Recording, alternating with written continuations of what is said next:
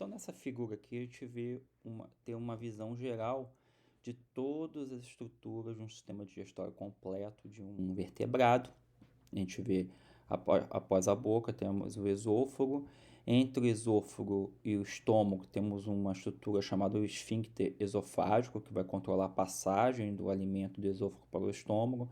Após o estômago, temos um esfíncter gástrico, que vai controlar a passagem do estômago para o duodeno, que é a primeira porção do que a gente chama de intestino delgado. Então, temos duodeno, jejunum e ilho. O ilho faz a transição entre o intestino delgado e o intestino grosso, com as suas porções, nesse caso aqui, chamado colo, seco, reto e ânus. Denominação de intestino delgado e intestino grosso, ela é aplicada para vertebrados. O que é importante quando a gente está discutindo fisiologia animal comparada, a gente utilizar termos que sejam, na verdade, comparáveis para todos os animais. Então, comparáveis no sentido de funções. Então, se a gente considera essa região, essa primeira porção do trato gastrointestinal, que é composta pelo esôfago e pela boca, pelo esôfago e pelo estômago, é a porção de recepção do alimento, que é início da digestão mecânica, principalmente pela boca, pelos dentes,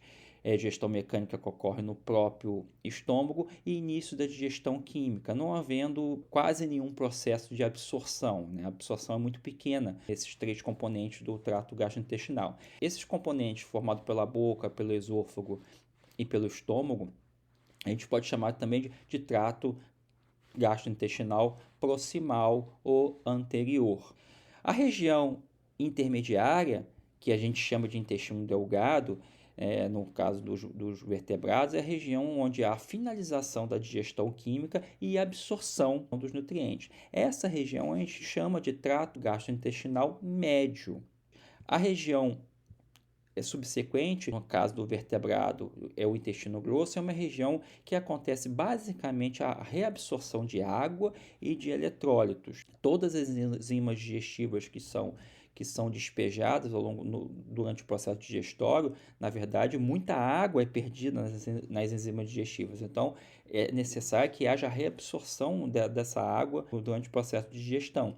Então, basicamente, o que acontece no intestino grosso é a reabsorção de água, a absorção de alguns eletrólitos e a formação das fezes. Essa característica funcional dessa região acontece nas regiões posteriores dos tratos gastrointestinais de todos os animais. Então, sob o ponto de vista funcional, a gente pode chamar essa região do intestino grosso de trato gastrointestinal distal ou posterior.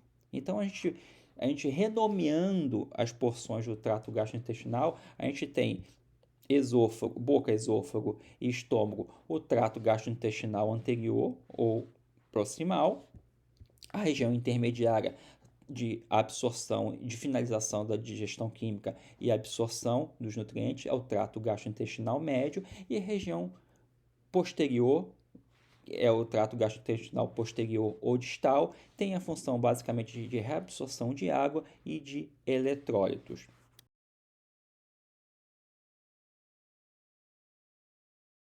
A presença de um trato gastrointestinal completo, de uma via, ou seja, com boca e ânus, permite compartimentos ou facilita a presença de compartimentos especializados. Essa presença de compartimentos especializados, ela é ajudada pela presença desses esfíncteres, ou seja, essas válvulas musculares que vão controlar a passagem de uma região do trato para a outra. Então, a presença de regiões especializadas vai trazer eficiência na digestão, que vai fazer com que cada região do trato gastrointestinal ela seja dedicada a um aspecto do processo de digestão.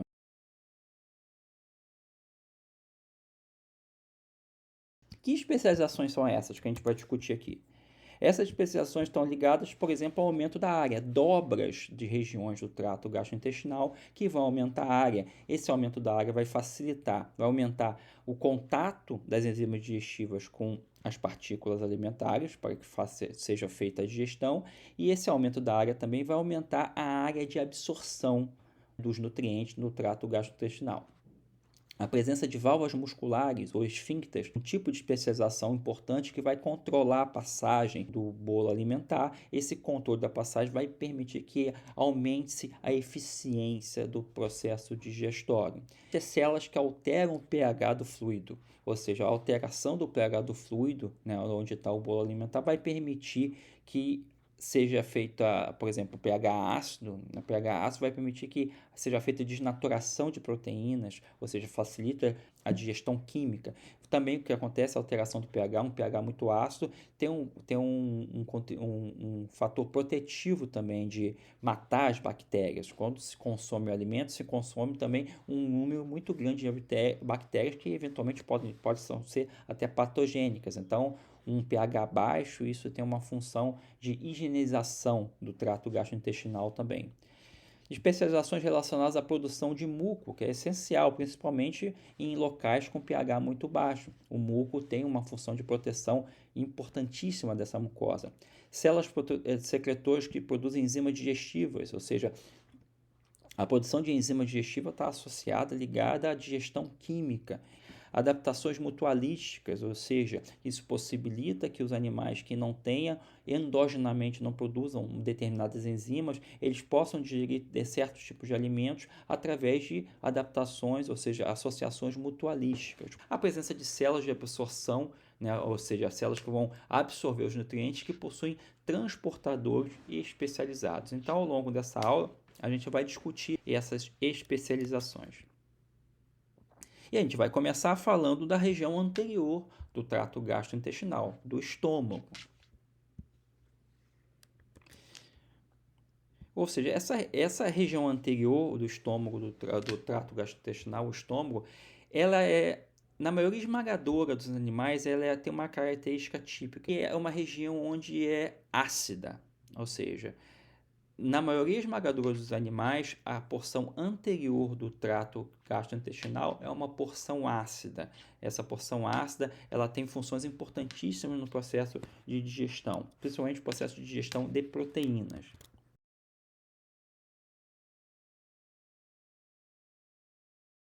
Para ser ácida, são regiões que vão ter células que produzem substâncias que vão alterar o pH do fluido do lúmen.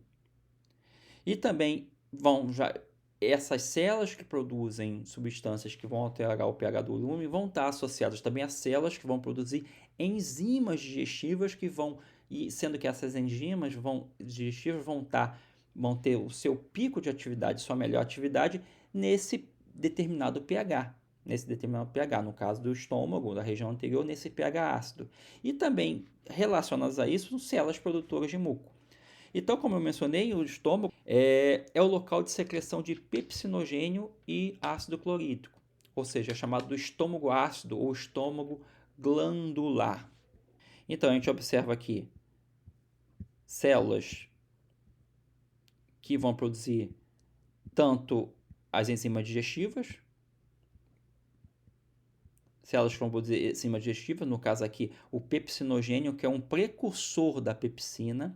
Então, o pepsinogênio, que é produzido por essas células-chefe, que estão localizadas na mucosa gastrointestinal, o pepsinogênio é um precursor da enzima pepsina, ou seja, é uma enzima inativa. O pepsinogênio, quando entra em contato com o ácido, que é produzido pelas células parietais, o pepsinogênio, quando entra em contato com o ácido, ele vai se transformar na enzima ativa, que é a pepsina. Então, a gente tem nessas células aqui, nessa estrutura aqui, células que produzem o pepsinogênio, que é o precursor da pepsina, células que produzem ácido clorídrico, que vai baixar o pH da luz do estômago, e células que produzem muco, que vão fazer essa produção dessa camada de muco, que vai ter, na verdade, um pH neutro na superfície, justamente na superfície em contato com a mucosa. Essas células produtoras de muco vão fornecer a proteção das células da mucosa intestinal ao ácido que é produzido, à própria pepsina que é produzida também, porque senão a pepsina pode digerir as próprias células da mucosa, e essa proteção também vai ser fornecida contra estresse mecânico e contra outras substâncias irritantes, como o álcool, por exemplo. Então, São especializações que são observadas na mucosa intestinal para a produção tanto de um fluido mais ácido, a produção de enzimas digestivas, no caso, enzimas digestivas que é o pipsinogênio, que é a forma inativa, que vai depois entrando em contato com o HCl, vai formar a forma ativa, que é a pepsina, que é uma enzima que vai atacar peptídeos, polipeptídeos, você vai atacar as proteínas. Então, o início da digestão de proteínas vai acontecer nesse estômago ácido. E, além disso, células produtoras de muco, que vão proteger essa mucosa gástrica da própria ação da pepsina e do ácido que é produzido por essas células da mucosa gástrica.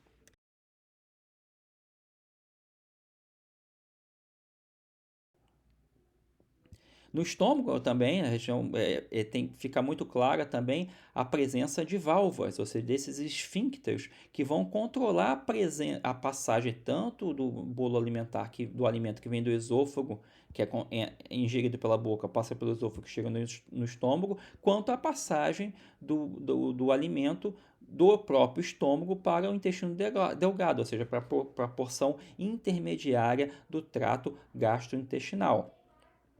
O epitélio do estômago ele é formado basicamente ele é formado por 4 tipos de epitélio. O epitélio glandular gástrico, que é o epitélio que produz o muco, produz as enzimas digestivas e produz o fluido ácido, o ácido clorídrico.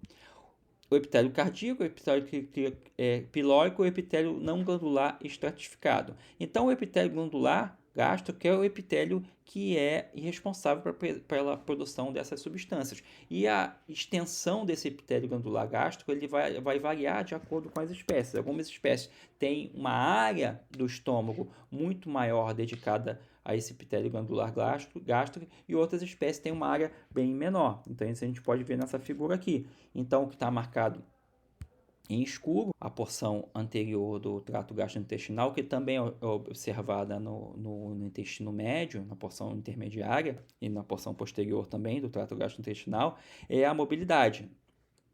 Ou seja, no caso aqui a gente vai estar falando da motilidade gástrica. Né? A motilidade gástrica ela é muito importante, na verdade, para a digestão mecânica dos alimentos. Então, quando o alimento cai dentro do estômago, existem movimentos que são muito fortes do estômago, que esses movimentos são controlados pelo sistema nervoso autônomo, e esses movimentos eles são oriundos de tanto de tecidos, de camadas circulares de tecido e camadas longitudinais de tecido. Ou seja, o movimento dessas camadas circulares e longitudinais de tecido vão promover movimentos peristálticos no estômago que vão revolver todo aquele material que está dentro do estômago. Essa movimentação vai possibilitar a mistura do material que está dentro do estômago com as enzimas digestivas, a pepsina, e com o ácido clorídrico, e vai possibilitar também digestão mecânica, né, desse material. Então, essa motilidade gástrica é muito importante. Em alguns animais é utilizada até para trituração. A gente vai ver exemplos em répteis, tanto répteis aves quanto não aves, peixes e minhocas, onde o estômago vai estar associado até com presença de objetos mais duros, tipo cascalho dentro do estômago, que vai funcionar como um moedor, né, para trituração. Aqui nesse vídeo a gente vê um exemplo em seres humanos da motilidade gástrica. Só para vocês terem a noção da magnitude desse tipo de movimento gástrico. Então são movimentos que estão extremamente fortes, que vão estar associados também vão estar associados ao processo de digestão mecânica e também ao processo de transferência do alimento do estômago para as porções intermediárias do trato gastrointestinal. Isso.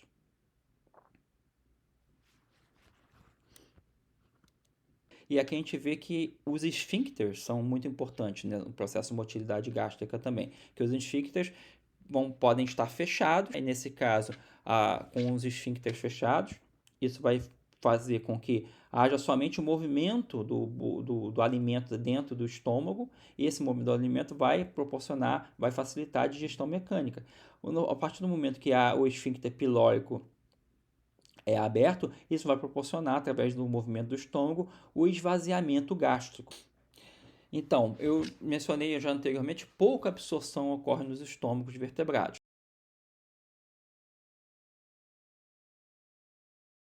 tem uma exceção importante que a gente vai falar um pouquinho mais tarde, tá? Mas basicamente a absorção que ocorre é um pouco de água, íons, certas drogas e o álcool. O álcool também é absorvido pela mucosa do estômago.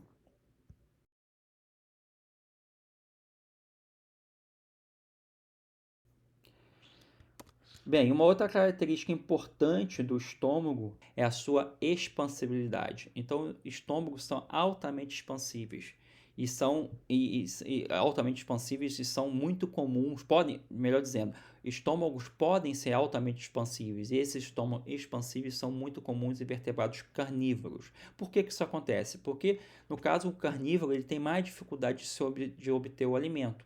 A alimentação de um carnívoro não acontece de forma contínua, diferente de um herbívoro, que pode estar se alimentando continuamente. Um carnívoro ele vai ter que aproveitar a oportunidade da presença do surgimento de uma presa e consumir aquela presa. Geralmente a presa é consumida de uma vez só, toda. Né? Então isso faz com que o animal ele se alimente com uma frequência menor, mas quando ele se alimenta, ele consome uma grande quantidade de alimento. Então, a possibilidade de haver uma expansibilidade do estômago é importante para que esse alimento possa ser guardado, né, no estômago e a digestão possa ocorrer. A primeira fase da digestão ocorre no estômago de uma forma gradual e lenta.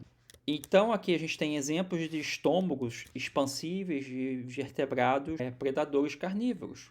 São estômagos grandes, que é do urso, um cachorro, uma foca, né? Então a gente vê que são estômagos grandes que têm grande capacidade de expansão, ou seja, o animal pode se alimentar de uma grande quantidade de alimento e essa grande quantidade de alimento pode ser estocada no primeiro momento no estômago para a posterior digestão. Aqui tem um exemplo de um estômago de um tubarão, que tem dobras internas que vão permitir uma grande expansão do estômago. Aqui esse estômago do tubarão está repleto, né? Quando foi feita a abertura do estômago, se observou 6 focas.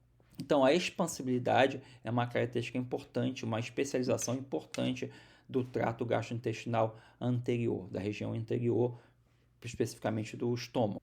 Esse estômago, também essa região anterior, ele pode ser subdividido, ou seja, pode ter uma região distensiva, uma região que vai estar associada à acumulação, à estocagem do alimento. Então, a gente tem exemplos aqui, 2 estômagos de cetáceos, então um estômago distensivo.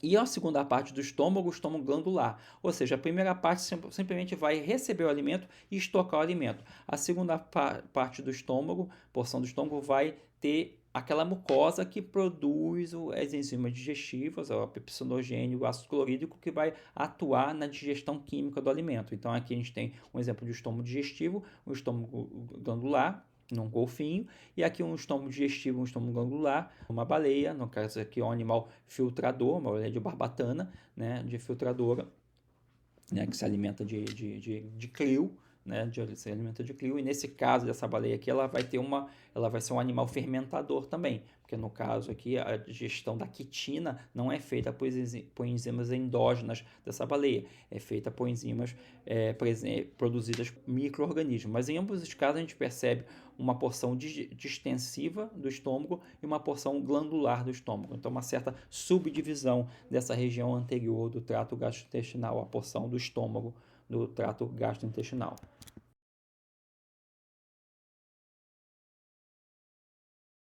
Bem, em peixes, os estômagos são ausentes em alguns grupos, né, as lampreias, mas na maioria dos peixes tem estômagos que não têm tantas especializações assim, são estômagos em forma de sifão. Então aqui a gente tem o esôfago e o estômago do peixe, um estômago de sifão sem muitas especializações. O que a gente pode observar de especialização no caso do estômago de peixe é a presença desses secos pilóricos associados ao estômago, ou seja, é um epitélio. Esse é um secos que tem um epitélio que é similar ao intestinal, mas esses secos estão possivelmente associados à fermentação microbiana, ou seja, existe a colônia, né, a colonização por micróbios aqui que vão permitiriam que alimentos não digeríveis por essa por essa espécie, por as enzimas endógenas dessa espécie, possam ser digeridas através de fermentação microbiana. E também existem registros que esses secos podem ter uma função absortiva. Mas geralmente nos peixes, os estômagos são em forma de sifão. uma tainha, tem um estômago anterior, a região anterior do trato gastrointestinal, esse estômago que funciona como uma moela. Então, também em alguns peixes existe uma especialização do estômago funcionando como moela, que é o que é observado também em aves.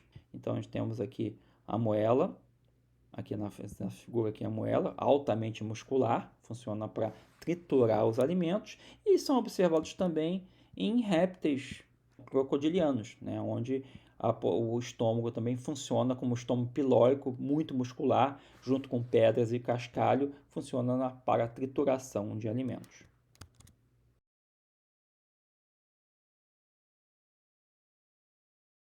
Especiações do estômago associados à digestão de celulose em animais herbívoros, portanto, né, a presença de organismos simbiontes, bactérias e protozoários que vão permitir que celulose que os mamíferos não têm enzimas digestivas para a digestão de celulose.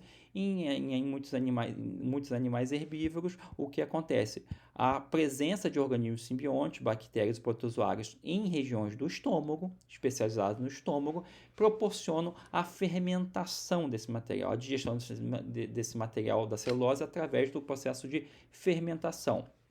Então, nesses animais, o estômago é subdividido numa porção anterior, né, que nesse caso aqui é o rumen, né, que não é acidificado. E aqui que ocorre, na verdade, a colonização dos organismos simbiontes, bactérias e protozoários. Então, a primeira região do estômago seria o rumen, que não tem ácido. Não tem ácido, ou seja, todo o processo fermentativo vai acontecer no rumen. E a segunda porção do estômago seria a porção acidificada do rumen, que seria chamado de abomaço. Essa sim, ela tem uma função de digestão química, é a porção do estômago onde é produzido o ácido clorídrico, o pepsinogênio, mas veja bem, o conteúdo produzido aqui do ácido clorídrico e pepsinogênico não entra em contato com a primeira porção do estômago. Por quê? Porque se ácido chegar aqui na primeira porção do estômago, esse ácido vai matar todos os organismos simbiontes. Então, a primeira porção do estômago, o rumen, não é acidificado, somente a segunda porção do estômago. Então, o que acontece nesse grupo de animais? Que são fermentadores, que não necessariamente é bom fazer a distinção entre animais fermentadores e animais ruminantes. Nem todos os animais fermentadores são ruminantes. Por exemplo, os equinos não são ruminantes. Por exemplo, uma boi, uma vaca, tá? É ruminante, mas os equinos não são ruminantes. Hipopótamos também não são ruminantes. Os cangurus também não são ruminantes.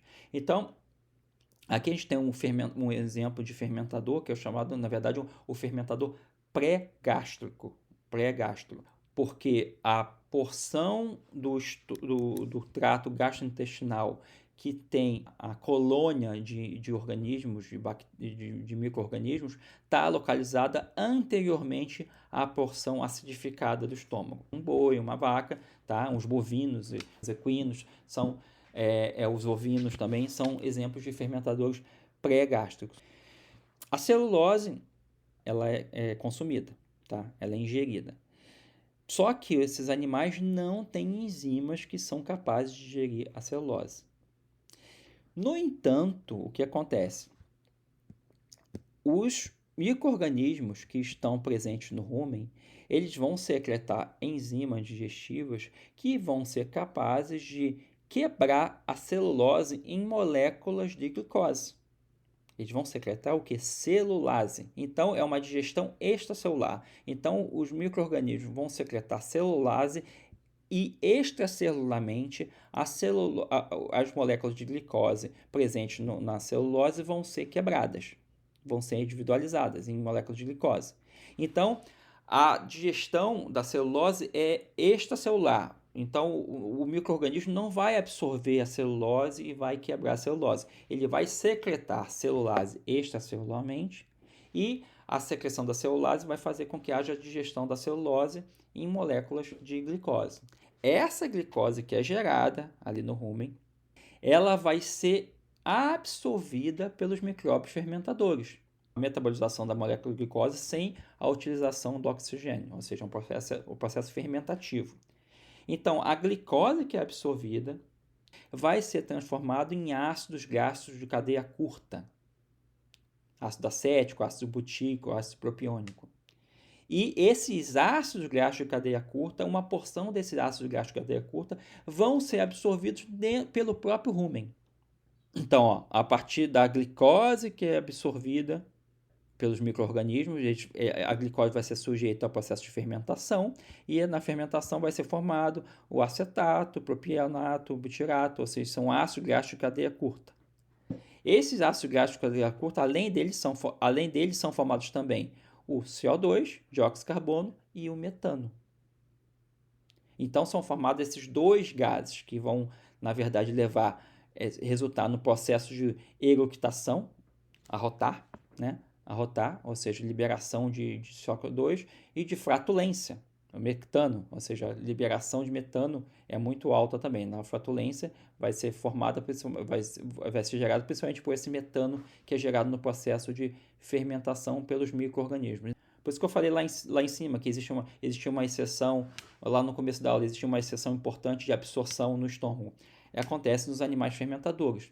Então, alguns desses ácidos graxos de cadeia curta, o ácido acético e o ácido butírico, principalmente, eles vão ser absorvidos pelo rumen.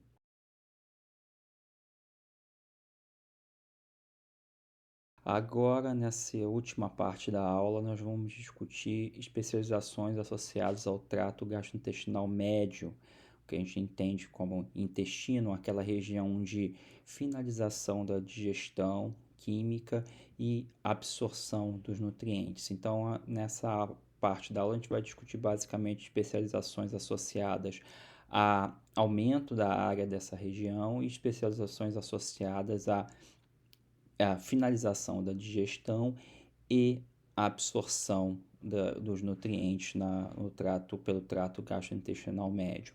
Então, nessas regiões do trato gastrointestinal médio, uma característica importantíssima que se observa nos animais é um aumento da área associado a dobras, a presença de projeções da membrana das células que revestem o órgão. Essas especializações vão fazer com que haja um aumento da área, e esse aumento da área é importantíssimo para que haja uma maior superfície de contato entre as enzimas digestivas, que vão finalizar o processo de digestão e as moléculas do alimento, e também é importante para que haja uma maior área de absorção dos nutrientes.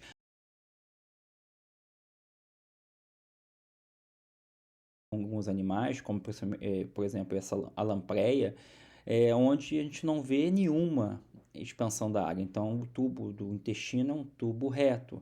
Então, nesse caso, existem animais que não têm especializações, não tem nenhuma especialização ligada ao aumento da área, mas se a gente considera, por exemplo, o tubarão tem uma expansão da área do trato gastrointestinal médio, que é chamada válvula espiral, ou seja, isso fornece essas voltas que existem no intestino vão permitir que haja um aumento da superfície de absorção do trato gastrointestinal médio.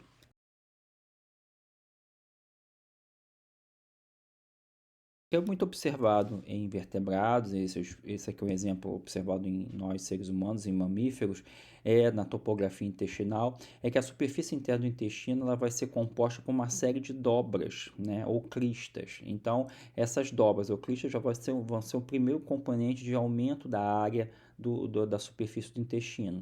Além das dobras ou cristas, em cada dobra ou cristas, a superfície do próprio tecido forma, em cada dobra ou crista, forma vilosidades, ou seja, seriam projeções, né, em forma de dígitos, né, que vão ainda mais aumentar a área. Então aqui está a dobra ou a crista, aqui, e cada dobra ou crista tem vilosidades, ou seja, projeções são essas menores aqui, em formas de dígitos, que vai ainda mais aumentar a área. E uma terceira expansão seria que se a gente faz um zoom aqui, uma velocidade, cada velocidade vai ser formada, na verdade, por uma série de enterócitos, ou seja, células que formam o epitélio do intestino. Cada enterócito vai ter microvelocidades, na verdade são estruturas observadas somente na microscopia eletrônica. E essas microvelocidades vão aumentar ainda mais a superfície do órgão. Então a gente vê 3 níveis de aumento.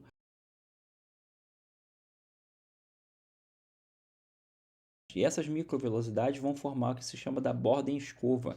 Na verdade, essa localização aqui, a borda escova, é o local onde acontece a finalização da digestão química das moléculas. A digestão química vai estar associada, a finalização vai estar associada a enzimas, na verdade, associadas à membrana da borda em escova. Então, é uma característica importante também quando a gente está discutindo o trato gastrointestinal médio.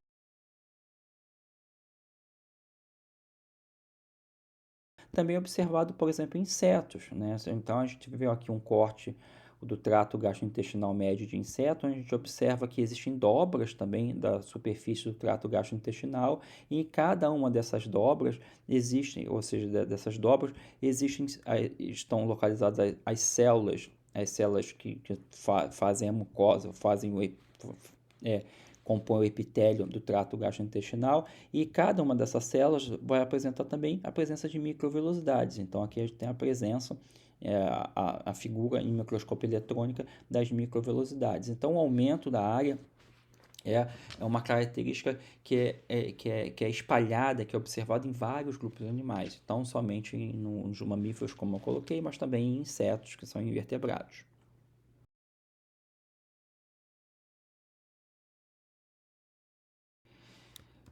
Uma outra especialização importante que a gente observa no trato gastrointestinal, essa figura aqui, na verdade, ela tá colocada aqui para mostrar a presença de camadas musculares no intestino. Essas camadas musculares, tanto longitudinais quanto circulares, que estão sendo mostradas aqui. Então, aqui uma camada de músculo liso circular e uma camada de músculo liso longitudinal, e no meio delas tem uma camada de células nervosas chamada plexo mioentérico.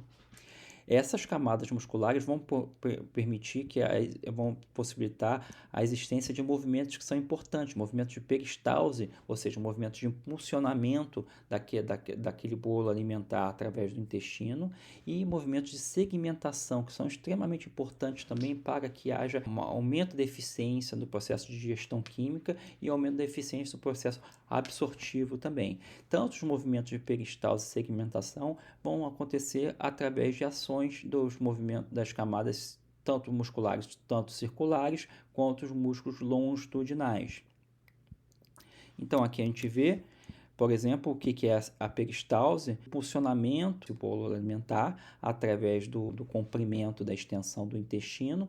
Seria o que acontece? Acontece primeiro por uma contração da camada muscular, da camada muscular circular, isso diminuindo o diâmetro do órgão, e uma extensão da camada longitudinal, ou seja, aumentando a extensão do órgão nesse sentido aqui. Então, a ação alternada da contração circular e a contração longitudinal faz com que haja um impulsionamento, né, desse bolo alimentar através do comprimento do intestino.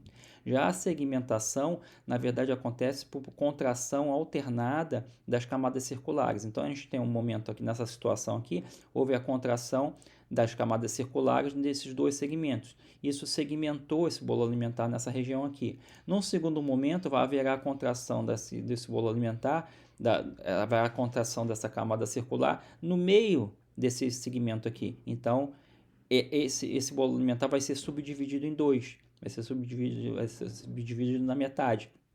E essa divisão vai segmentar esse bolo alimentar, e isso faz com que haja uma maior mistura desse bolo alimentar com as enzimas digestivas, e também proporciona maior superfície de contato, maior contato desse bolo com as células absortivas, ou seja, regiões que vão promover também a absorção dos nutrientes. Aqui eu tenho uma figura, uma imagem, um vídeo mostrando esse processo. Movimentos de... Aqui, basicamente, movimentos de peristalse, ou seja, impulsionamento, né, através do comprimento do intestino. E nesse segundo vídeo aqui, a gente vai ver basicamente movimentos de segmentação. Here you see the funnel-shaped beginning of the colonic coil. Besides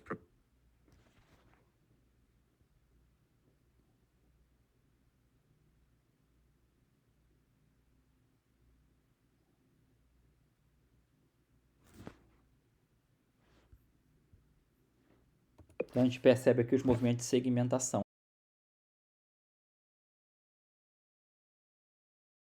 Em relação à finalização da digestão química e absorção dos nutrientes, aqui a gente vê mais essa especialização dos tratos gastrointestinais.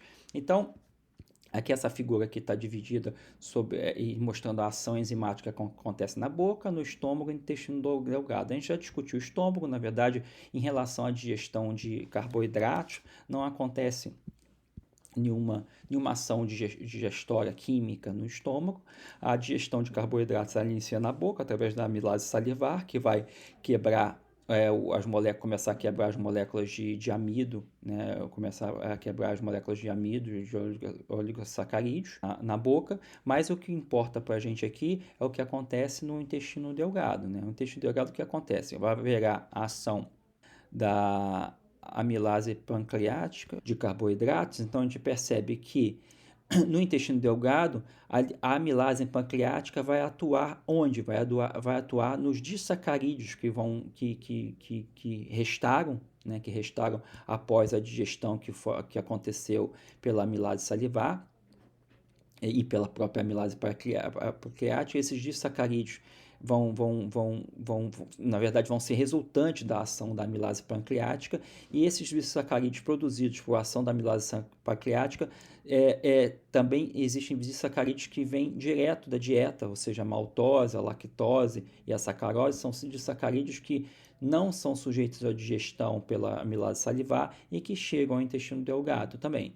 Esses disacarídeos que são resultantes da digestão do glicogênio, oligosacarídeos, amídio e os disacarídeos que vêm da dieta, eles vão ser sujeitos à digestão por disacaridases, que são enzimas que estão associadas à borda em escova. Então, lá na borda em escova, nos enterócitos, naquelas microvelocidades, existem enzimas associadas àquela membrana, que são disacaridases, que vão transformar o que? Os disacarídeos em monossacarídeos. E são 3 tipos de monossacarídeos que vão ser absorvidos pelas células do intestino: a glicose, a galactose e a frutose. São esses 3 monossacarídeos que são absorvidos.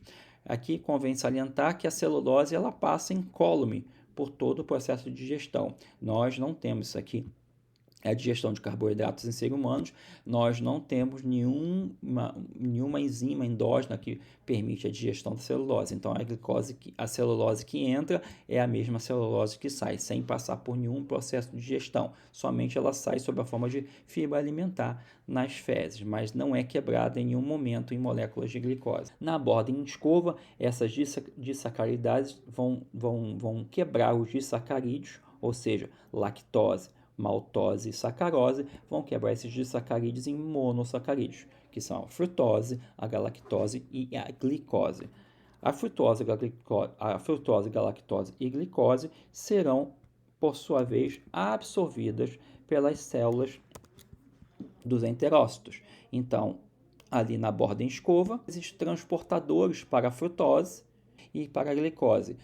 Para a galactose é o mesmo transportador da glicose, é o mesmo transportador da galactose. Esses transportadores eles podem ser diferentes numa situação de alta concentração de glicose e baixa concentração de glicose. Numa situação de baixa concentração de glicose, existe a predominância de um tipo de transportador, o GLT1, e na situação de alta concentração de glicose no lúmen, existe a presença de um segundo tipo de transportador, que é o GLUT5, que é adicionado na membrana. Mas é importante salientar aqui que a absorção desses monossacarídeos é feita por transportadores específicos que estão na membrana das células dos enterócitos. Glicose e galactose usam o mesmo transportador para dentro do enterócito, e a frutose usa um outro transportador que vai promover a difusão facilitada. Então, no caso aqui, o transporte de glicose e galactose vai ser um transporte ativo secundário, vai ser com gasto de energia, e no caso da frutose vai ser somente um transportador que vai permitir a difusão facilitada das moléculas de frutose. No caso das proteínas, a digestão das proteínas inicia no estômago, como ação da pepsina. Então, a pepsina age sobre as proteínas e em conjunção com o pH ácido, que também vai atuar na desnaturação das proteínas, formando grandes polipeptídeos. Esses grandes polipeptídeos, quando passam para o intestino delgado, para o intestino médio, eles vão estar sujeitos a ações de 3 outras enzimas, a tripsina, quimiotripsina e as carboxipeptidases, que são secretadas pelo pâncreas. Na verdade, são secretadas pelo pâncreas na sua forma inativa, tripsinogênio, quimiotripsinogênio e carboxipeptidase. São secretadas na sua forma inativa, que são ativadas na luz do intestino. A tripsina é ativada por essa enzima chamada enterocrinase, que está na membrana aqui do epitélio do intestino, e a tripsina, por sua vez, vai ativar tanto o quimiotripsinogênio como a procarboxipeptidase. Então, a tripsina vai ativar essas duas outras enzimas. Convém salientar que essas 3 enzimas elas vão atuar em pH mais alcalino, que é proporcionado o quê? Pela secreção de íon bicarbonato, que acontece como estímulo quando o material ácido chega ao duodeno. A ação da tripsina, quimiotripsina e carboxipeptidases vai formar dipeptídeos. E esses dipeptídeos podem ser posteriormente digeridos em aminoácidos com enzimas que também estão localizadas na borda em escova. Então, associadas à membrana do enterócito, tem enzimas também que vão atuar nos dipeptídeos, formando aminoácidos. Então, a partir daí, essas moléculas vão ser absorvidas. Então, a absorção de proteínas, pode acontecer tanto na forma de aminoácidos, que vão ser obtidos através da digestão, né, da quebra de dipeptídeos pelas membranas da borda de escova. Esses aminoácidos vão ser transportados por transporte ativo, que é muito similar ao transporte ativo da glicose, vão ser transportados por transporte ativo para dentro das células dos enterócitos. Dipeptídeos, tripeptídeos também podem ser absorvidos, tá, por um transporte ativo, que é um transporte ativo diferente do transporte ativo dos aminoácidos. Em ambos os casos, existem transportadores específicos para essas moléculas, da mesma forma que as moléculas de carboidratos, também de monossacarídeos, têm transportadores específicos para essas moléculas para dentro das células do enterócito. E por fim, o que acontece com as gorduras? As gorduras são um caso particular. A digestão de gorduras ela é dificultada porque todas as enzimas digestivas são enzimas que estão atuando em meio aquoso. E como a gordura não se mistura com a água, é necessário o quê? É necessário que as gotas de gordura sejam na verdade, emulsificadas. E, nesse sentido, os sais biliares são importantes. Então, a bile é muito importante. A presença de bile faz com que sejam produzidas, primeiro, a movimentação que acontece tanto no estômago quanto no intestino delgado, através no estômago, os movimentos peristálticos do estômago, e no intestino delgado, os movimentos de segmentação, fazem com que as gotas de gordura sejam transformadas em gotículas muito menores. E essas gotículas muito menores vão proporcionar a atuação de enzima digestiva das lipases, que são produzidas, uma lipase produzida pelo pâncreas, por exemplo, vão atuar nessas moléculas de gordura que estão emulsionadas. No segundo momento, essas moléculas de gordura elas vão formar, por causa dos sais biliares, vão formar micelas, que são estruturas que têm um componente externo que é hidrofílico, que se mistura à água, e um componente interno hidrofóbico, que é formado pelas gorduras, pelas próprias moléculas de gordura. Essas micelas que são formadas com o auxílio dos sais biliares, elas podem ser absorvidas. Então, aqui a gente tem a nossa figura mostrando a formação de uma micela. Essa micela ela entra em contato com a membrana do enterócito, e quando ela entra em contato com a membrana do enterócito, se difunde para dentro do enterócito moléculas de monogliceróis, né, e moléculas de colesterol.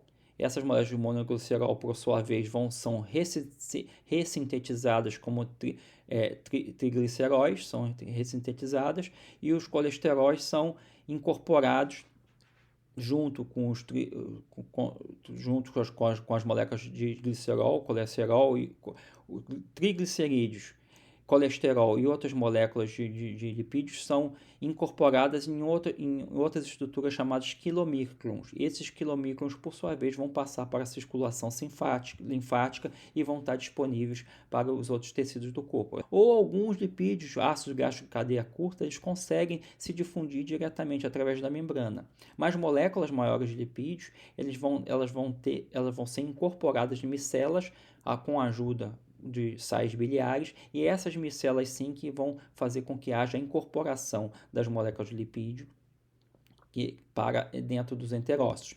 Então, a absorção de lipídio é peculiar, sob o ponto de vista, por causa dessa característica química dos lipídios de não se misturarem em água.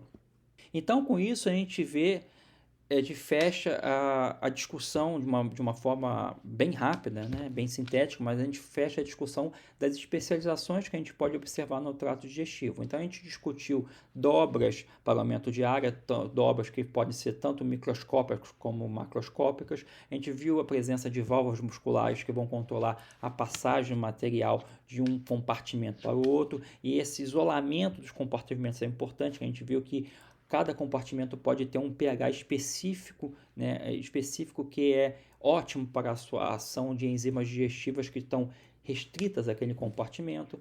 Por sua vez, esse pH específico ele é feito através de células que vão alterar o pH do fluido. Então, a gente viu que células produzem ácido clorídrico no intestino, no estômago, e por sua vez células do pâncreas vão produzir bicarbonato no intestino, então, ou seja, alterar o pH do fluido. A produção do muco é importante, principalmente em células em superfícies que estão sujeitas a pH ácidos, então essa produção do muco vai proteger o epitélio da ação ácida, assim como de ação de outras substâncias que podem ser danosas ao epitélio. Por sua vez, todas as regiões, tanto a região proximal quanto a região média do trato gastrointestinal, vão ter células secretoras de enzimas digestivas. Nós vimos adaptações mutualísticas nos fermentadores pré-gástricos, então a presença de uma porção anterior do estômago que não é ácido, que vai ter a presença de uma microbiota fermentadora que vai converter as moléculas de celulose no primeiro momento em glicose através da digestão extracelular pela celulase, e essa glicose vai ser incorporada por essa microbiota que vai fazer a fermentação e vai liberar ácidos graxos voláteis ou ácidos graxos de cadeia curta que vão ser incorporados, vão ser absorvidos pelo animal. E para finalizar, nós vimos a presença de células de absorção que possuem transportadores específicos para os nutrientes. Principalmente a gente viu casos de transportadores para moléculas de carboidratos, né, de carboidratos, e para moléculas de proteínas, aminoácidos, transporte tanto de carboidratos quanto de aminoácidos. Então, com isso, a gente faz um apanhado geral das especializações do trato gastrointestinal. Eu não tive o objetivo de entrar na especificidade da digestão das enzimas, tá? Eu fiz uma passagem muito rápida, porque isso foi algo que vocês viram em fisiologia humana, então não gostaria de repetir isso, mas eu mencionei de uma forma mais sucinta, porque o objetivo era a gente ter uma noção geral de todas as especializações que a gente pode ter nos tratos gastrointestinais, tá? Então, com isso, a gente, na verdade, fecha a unidade de sistema digestório. Então, um abraço, até a próxima.